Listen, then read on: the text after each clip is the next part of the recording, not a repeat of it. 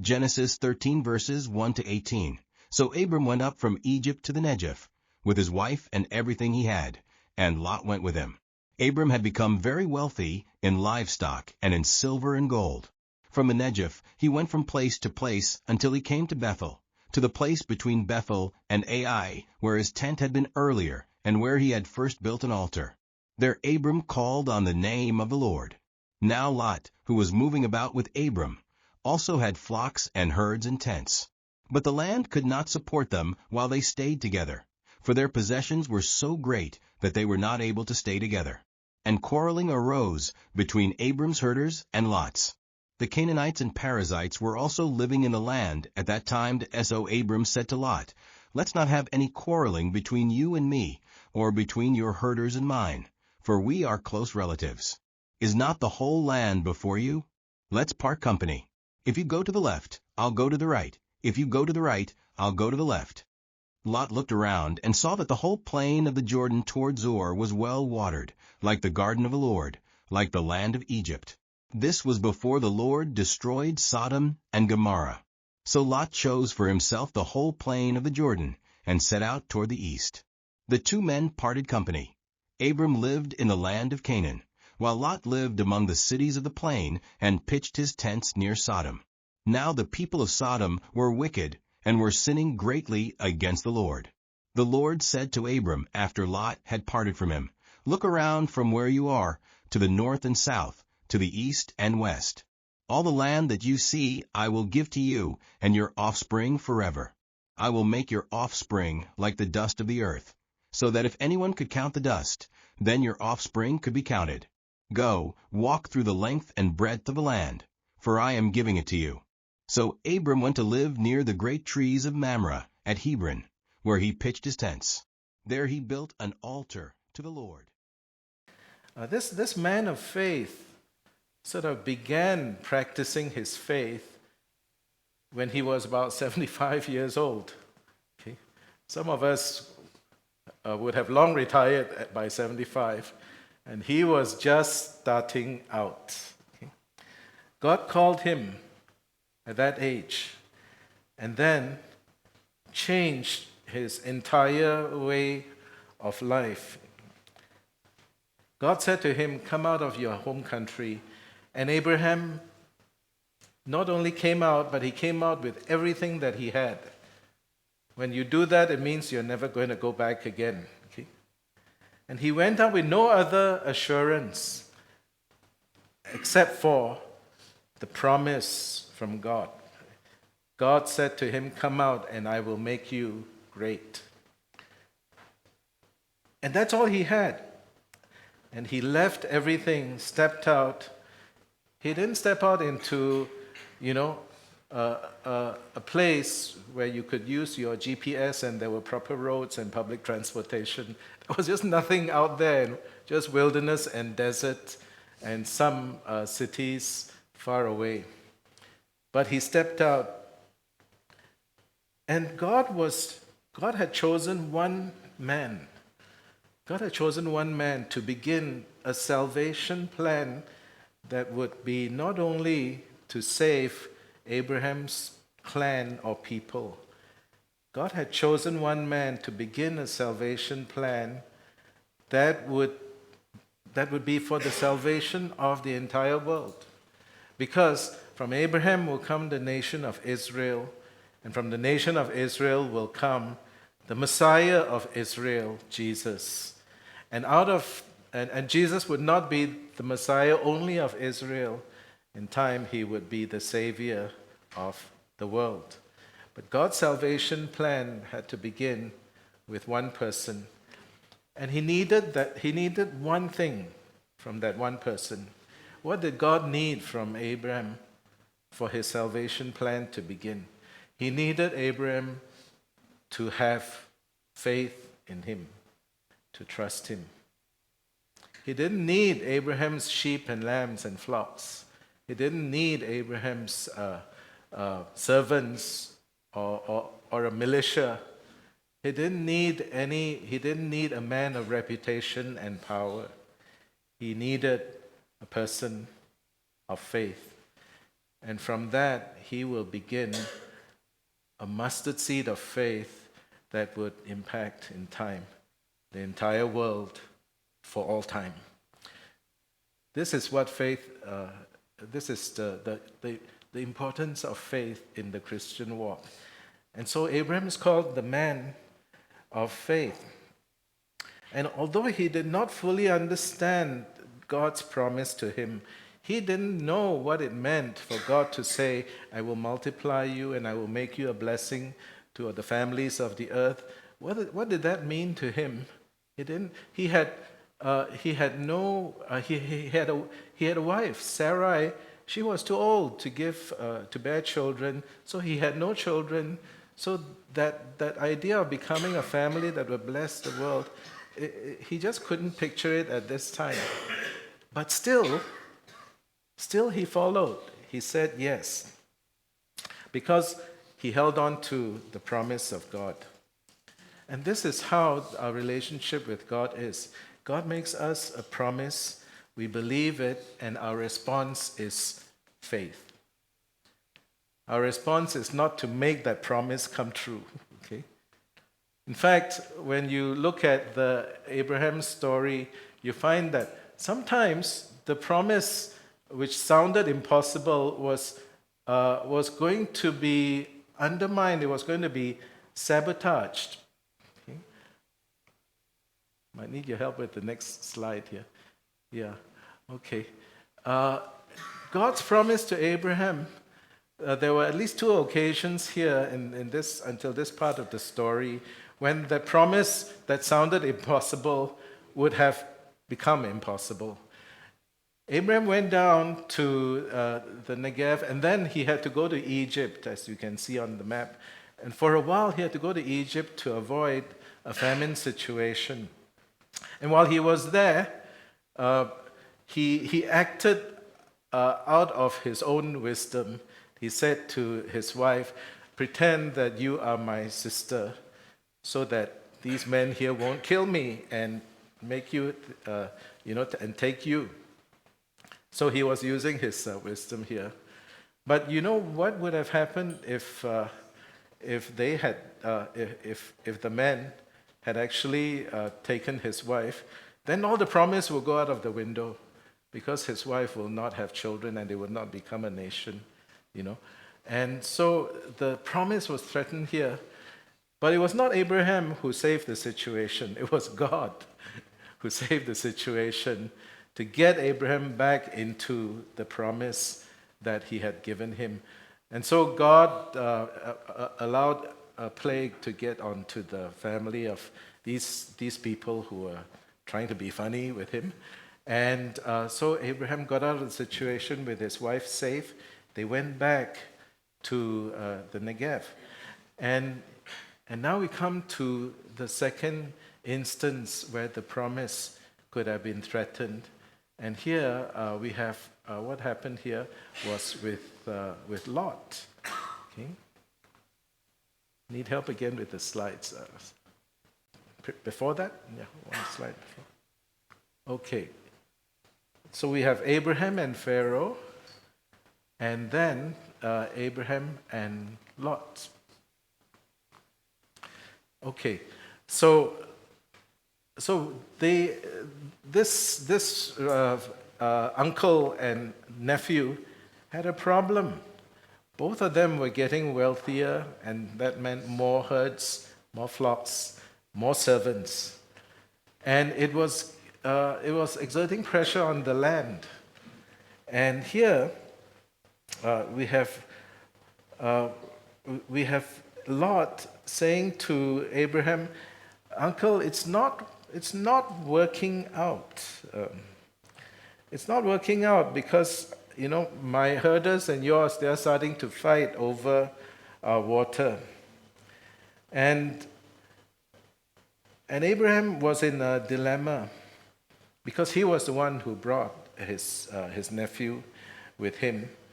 And these two families were prospering and under pressure. And even when the prosperity was God-given, it created problems for them. It created a dilemma. And sometimes when God prospers us, the dynamics of our life change. The dynamics of our life, our relationships around us change. When God adds to a church, you have new issues and new problems. And what's needed is the same kind of continuing faith that's needed before the growth and the prosperity took place. What faith brought you to Christ? Are you still holding on to that faith when your situation has changed or even improved? When your life has upgraded, when your quality of life has gone up, do you remember that faith that brought you to Christ? And is it still alive in your life today? So the situation was changing for Abram, and he said to Lot, and his reply to him is very interesting. He said, let's not quarrel, let's keep the peace. Okay? There's whole land in front, right? Okay, Lot, if you take what is on the right, what is in the east, I'll take what's in the west. If you take what's in the west, I'll take what's in the east.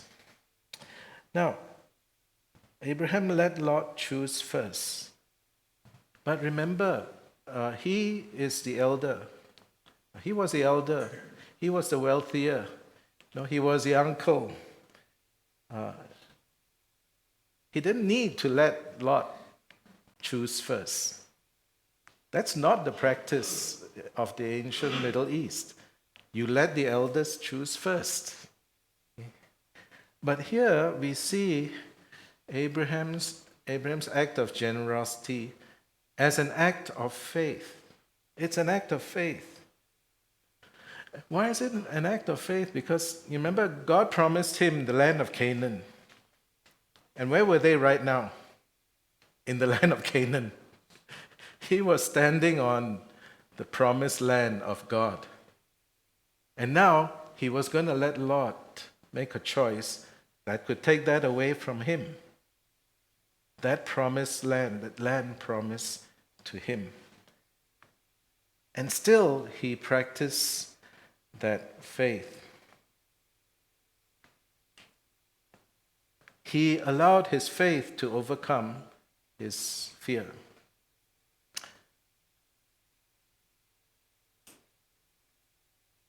The readers of this account, they knew who Lot was, because much later on when they read this, they will know.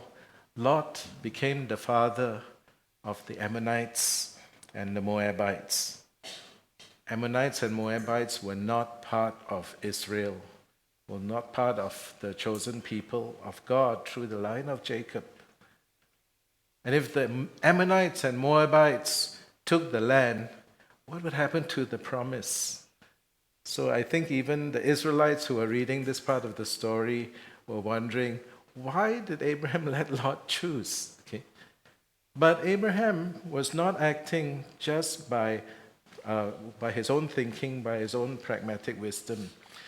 He had that experience at Pharaoh's household, and he knew the limitations of his wisdom already. And so now he was going to give the solution over to God. And what we find here in Abraham's faith is an act of submission. Abraham surrendered the issue over to God. And so instead of laying claim tenaciously and by right to what he believed God had given him, he would wait for God to give it to him in God's time. He knew it was going to be his because of the promise of God, but at this point in time, he would surrender to God and let God give it to him in God's time. Has God promised you things and you want it now? Okay. Or in his time? Okay. If I were Abraham, how might I have gone about it? I'll be the pragmatic Singaporean.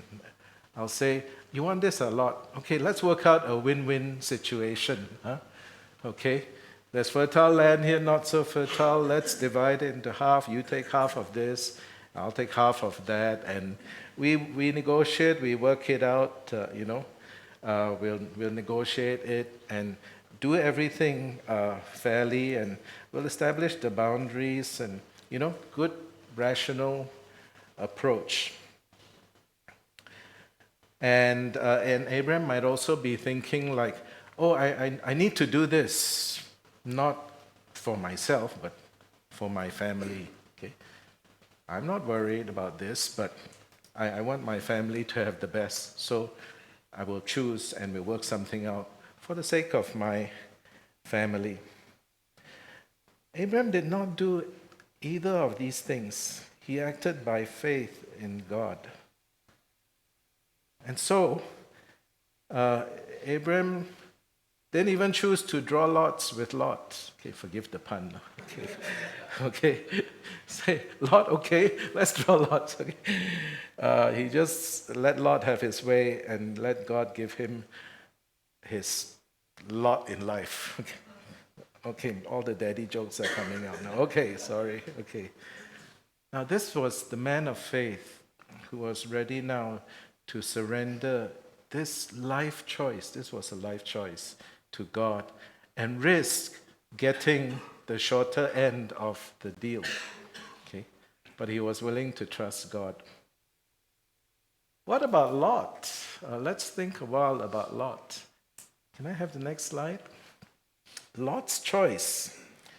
And we see an interesting description here. Before Lot chose, we see Lot here using his eyes. And we are told Lot looked and saw. What did Lot look to see? He looked eastward and he saw that plain of Jordan, and it was well watered. And the two descriptions here used, it was like the Garden of Eden. It was like the land of Egypt. The Garden of Eden, we know from Genesis, was where everything was perfect before the fall. The land of Egypt was of the highest civilization in that time and the wealthiest nation of that era. So all these descriptions were used to describe what Lot saw. It was a fertile place watered by rivers, and it bore the promise of comfort and the good life. This was what Lot saw. And the writer gave us a little warning. It's put in parentheses in our Bible, but in the original language, there are no such things as parentheses, but it's given to us to remind us, like a footnote. This was before Sodom and Gomorrah were destroyed. It's as if to say, Lot looked up and saw all this, but he could not see the future. He could not see what was going to happen. Only God could have seen it. And what Lot saw with his eyes, based on what he saw with his eyes, he made his choice. Now, you might think, oh, Lot is being very, selfish here, and he's, he has, his intentions are not good. But the interesting thing is that when you go to the New Testament, in 2 Peter 2, we are told that Lot was a righteous man. No? Isn't that strange? Lot was a righteous man. So I will give him the benefit of a doubt here. Lot wasn't choosing this because he was greedy or selfish or self-righteous. But maybe he was thinking, I'm not doing this for myself. I want this for my descendants. I want this comfort and this good life for my children and my children's children. I'm doing this for my family. As a father and mother, as righteous parents, Don't we want the best for our children? Sure. Yes. Very good. But the question here then is, will we be a Lot or an Abram in how we go about this? We want the best for our children, but do we want to do it Lot's way? Or do we want that way of faith that we see here in Abram? A faith that trusts in God. Parents, they do want the best for their children, don't they? As parents, we say, I've had my hardship in life, and, I want my children to have the best education, the best quality of life. I want my children to have the affluence I didn't have. We want all that, and that's good. But when we put that above the call of God in our lives and the call of God in our children's lives, we could be like the well-intentioned and righteous Lot, who took his children to live near two very promising cities called Sodom and Gomorrah. You see, righteous men and women can still make decisions that could be toxic for their families and eventually even fatal if we make significant life decisions without faith. Without faith. As Singaporeans, we have so much choice and options. You want to get your child into the best school. You want to move in and buy a house 1 km away to a good school, even because it's a Christian school. You want your children to grow up in a good Christian school. Very good for you. Very good for you. But is this an act of faith because you know that this will help you love and serve God better, and this will raise children who will love and serve God better? Or is it simply because you want to give your children a better life? It's something we need to reflect on with prayer. We can make decisions. And Lot's decision had this terrifying consequence that we read about in chapter 19. His children and his family were in danger of being totally wiped out by the judgment of fire and brimstone that came from above. It's like me wanting to move to retire to an island paradise, and I didn't know that the year was 2003, and in 2004, the Asian tsunami would come and wipe out scores of islands and kill 200,000 people all across Asia. I wouldn't have seen that, but all I would see is, retiring to the island paradise. Okay? How do you know what will happen? And you base your decision on all that you can see only? The writer tells us that Lot moved to the plains near Sodom, and that became a fatal decision. Now, God spoke to Abram after Lot left. Next slide, please. And what I find interesting here is God spoke to Abram after Lot had gone. God did not stop the decision. God did not come in the nick of time to say, stop. Abram, I'm going to let you have the better land. Okay? Since you've been faithful, you practice faith, I'll just give you that better land instead of Lot. He didn't do that. God let Lot have the good land. Sometimes we wonder why God let the other person have the good stuff and we are left with what's left. Okay? God, why did he get that promotion and not me. I worked hard and I prayed about this every day. God, why did I not get that job? Why did I, God, not get that husband or that wife? Okay. Now, if we only look at our own needs, we might get a little disoriented, a little disillusioned with God. And we wonder why God didn't intervene at the right time. But if we can look at it differently, and this is what God said to Abram to do. While Abram was looking down at his poor choice and empty hands, God said, Abram, look up. Lift up your eyes.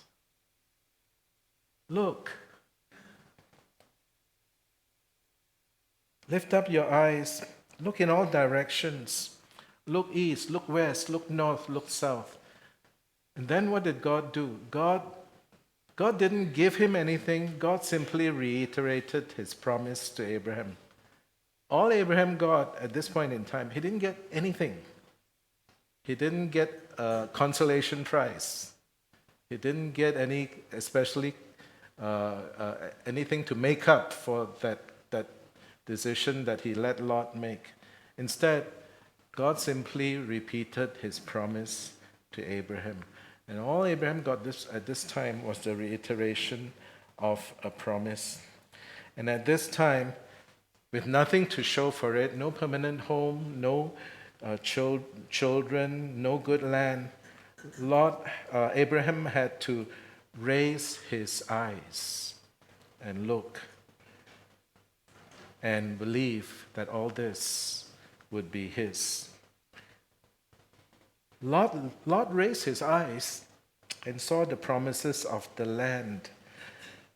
Abram lifted his eyes and he saw not the promise of the land. Abram had to see the promising God. So sometimes we are called lift up our eyes when we seem to feel discouraged or disadvantaged. God says, lift up your eyes. And we lift it up, and what do we see? Not the promising land, the promising God. God has made us his covenant children. He will fulfill that promise however long it takes.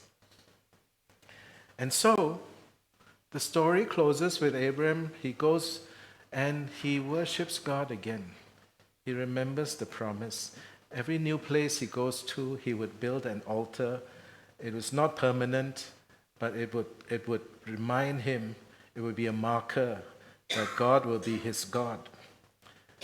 And, for the rest of his life, Abram did not get any land. Until the end of his life, the only piece of property that he would own is mentioned in that last verse that we read, in a place called Mamre. And Mamre will have a cave, and Abram bought that cave to be his burial place. And he would bury Sarah there, and his sons and grandchildren would be buried there. And that small lot for burial would be the only marker of God's promise for this and a few more generations to come. They will not own the land, they will not have it for another few hundred years until the time of the conquest of Joshua, which was hundreds of years later. But all that they could go on and all that Abraham would have is the promise of God. He would not even see it fulfilled in his own lifetime, but we saw it fulfilled in the history of Israel. Go, walk the length and breadth of the land. I'm giving it to you. Well, that's the story, and maybe what we can do is to think about how some of what we've learned applies to us today. Next slide, please. And God's promises carries on. And next slide.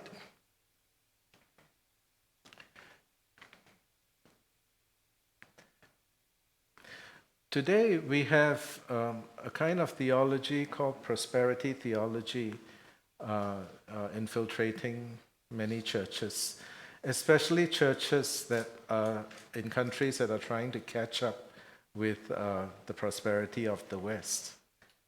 It's very prominent. It promises people that if you believe in God, God will make you rich and God will make you physically well. You will have wealth and health. And this theology claims to be from Scripture. Now, I believe Scripture promises eventual prosperity. Okay? Eventual prosperity in the sense that when Christ comes again and reestablishes his kingdom, we will be with him in glory. We will be vindicated. We will experience the freedom that we never had.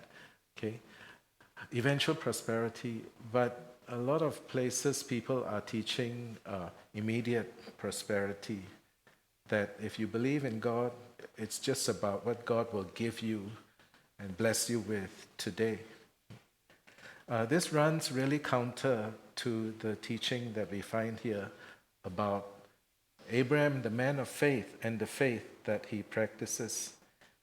Today we are anxious about the future. In our text, not long ago, I learned about FOMO, okay, in the text, FOMO, which stands for fear of missing out. Every day, FOMO. We don't want to miss out on this. Fear of missing out. FOMO is heresy. Okay. FOMO is unfaith. Fear of losing out is lack of trust in God. Am I saying it too strongly? Sorry if I am. But every teaching in the Bible calls on us to practice faith and trust in God for the significant decisions that we make in life. We do not need to fear. And we are, as Christians, the spiritual descendants of the Abrahamic promise. We inherited the promise that God gave to Abraham, that from us, the nations of the world will be blessed. And that promise requires a response of a life of faith. You can't just take the promise and enjoy it, because you need to respond to that promise the same way Abraham did, to step out and surrender everything to God, including all his future life decisions. We have inherited that.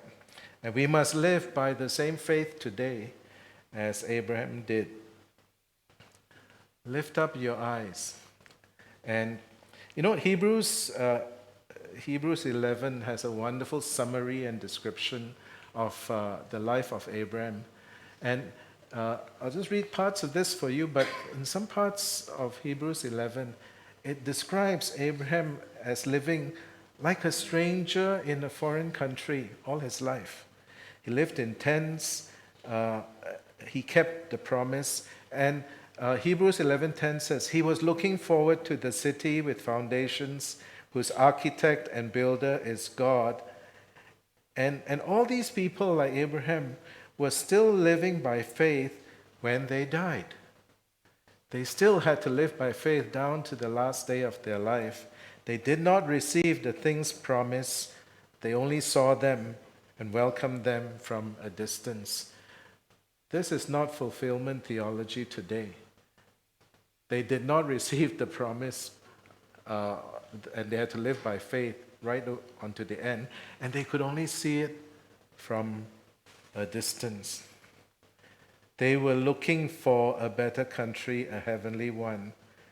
And so God is not ashamed to be called their God. So, what is our challenge? Click for me, please. Yeah. Lift up your eyes. Walk by faith, not by sight.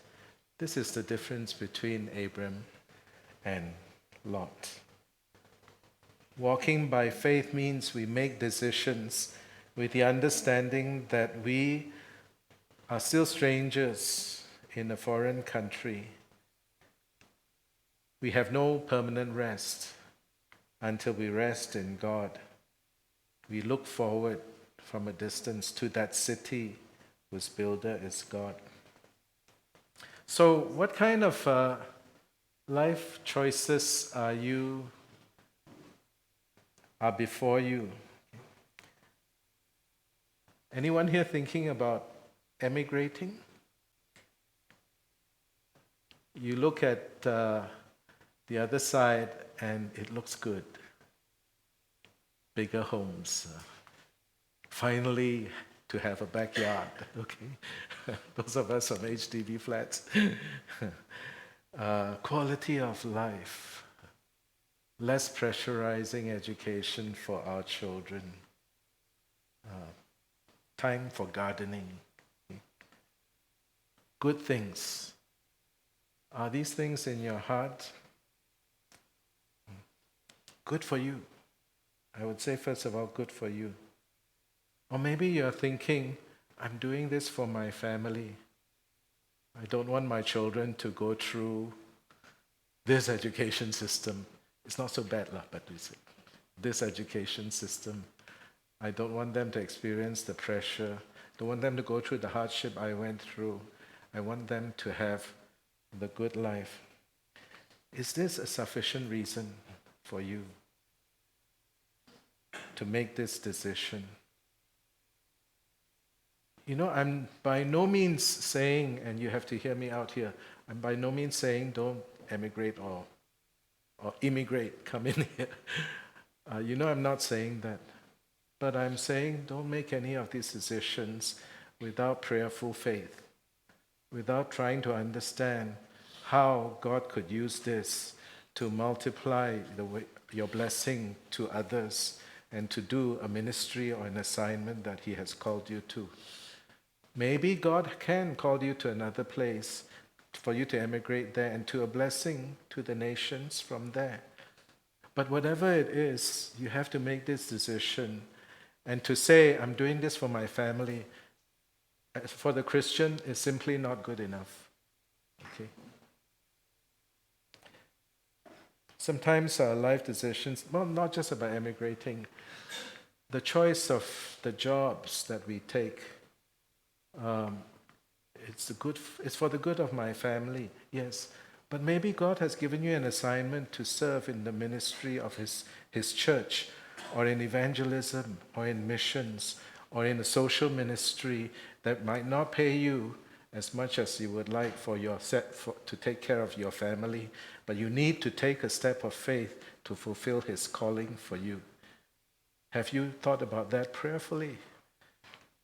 Maybe even at this time, in median life or in late life, God can be calling us to do that. And you're thinking, no, I need to top up, strengthen my CPF and my savings and my nest for retirement. And we're thinking of all that, which are good to think of.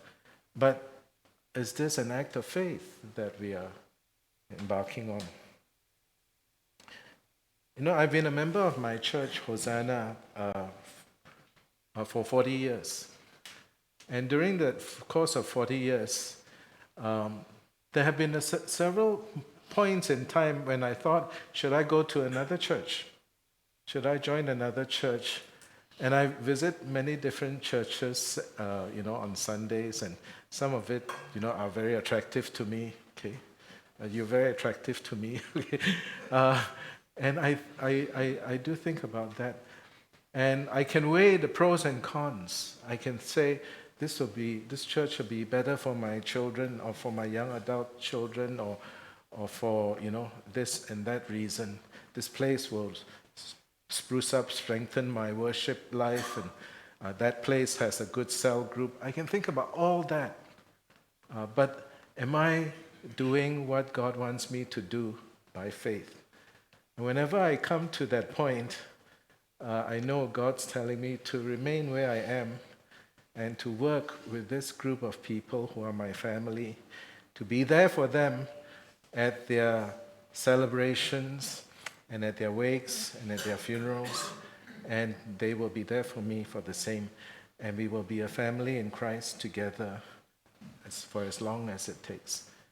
I have to do this by faith and not by sight. So faith is submitting to God, and faith is relying to God. Now I want to close by playing us a song about faith. And I'd like you to take the opportunity as you listen to the song to think about faith, because after that I want to lead us in a prayer. This prayer is a prayer of confession and rededication. It's a prayer of confession because we want to confess again. We are inheritors of the Abrahamic promise. God has given us a promise that through us He will bless the nations. And we want to reseal that promise with us. And it's a prayer of rededication because we want to rededicate ourselves to God to practice a life of faith again. Okay? That from today on, all our life choices, we want to walk by faith and not by sight.